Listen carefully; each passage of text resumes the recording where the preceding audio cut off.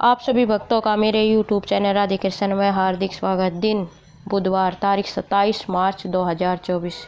गणेश व्रत कथा। गणेश जी को विघ्नहर्ता, बुद्धि के, विवेक और धन का स्वामी कहा जाता है। हिंदू मान्यताओं के अनुसार गणेश जी की पूजा करने से घर में सुख शांति बनी रहती है और जीवन के सभी दुख दर्द दूर होने के साथ साथ शुभता का वास होता है।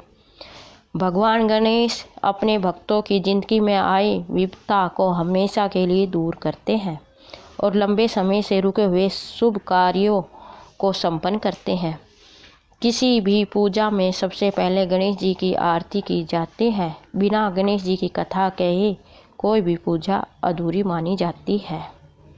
पौराणिक कथाओं के अनुसार एक गांव में एक विधवा अपनी बहू के साथ रहती थी। उसकी बहू मंद बुद्धि थी जो अपनी भूख बर्दाश्त नहीं कर पाती थी और हमेशा खाने के लिए उतारू रहती थी।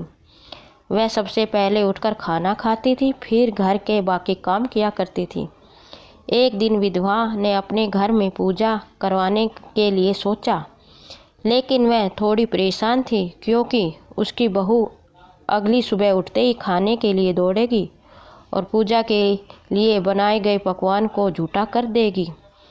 अपनी बहू को पूजा के लिए बनाए गए पकवान से दूर रखने के लिए विधवा ने एक तरीका निकाला।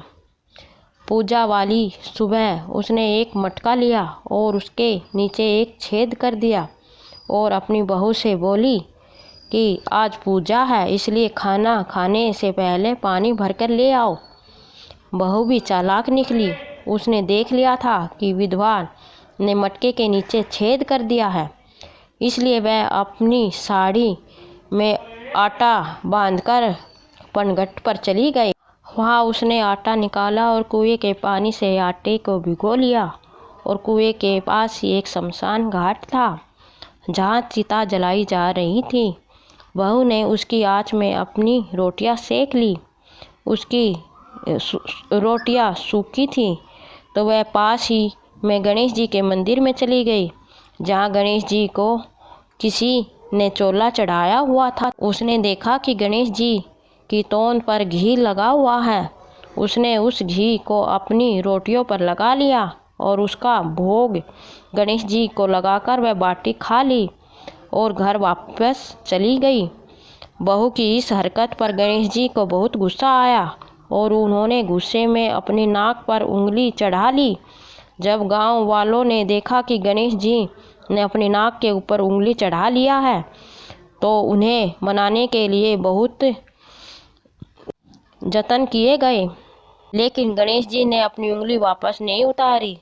जब यह बात राजा को पता चली तो राजा ने बड़े बड़े पंडितों और ज्योतिषी को बुलाया और हवन करवाया, लेकिन गणेश जी फिर भी नहीं माने।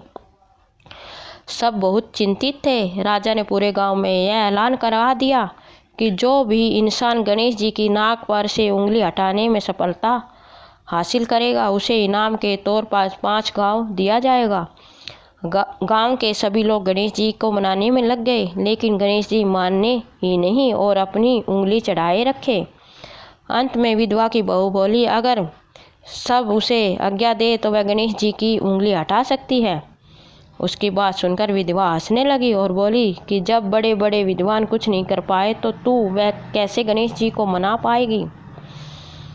किसी ने बोला कि जब सब लोगों को मौका मिला है तो उसे भी एक मौका मिलना चाहिए। फिर सभी लोग बहू को एक मौका देने के लिए मान गए, लेकिन बहू ने एक शर्त रखी। उसने कहा कि उसके घर से लेकर मंदिर तक पर्दा बांधा जाए।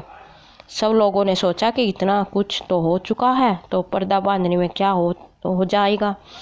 बहू के कहे अनुसार घर से लेकर मंदिर तक पर्दा लगाया गया।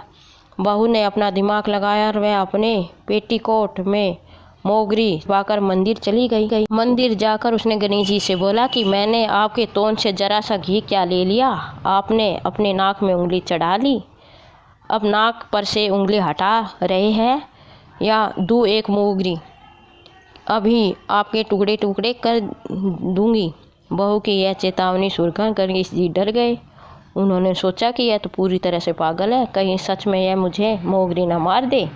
गणेश जी ने बिना सोचे समझे अपनी नाक से उंगली हटा ली, जिसे देखकर गांव वासी खुश हो गए और बहू का जय जयकार करने लगे।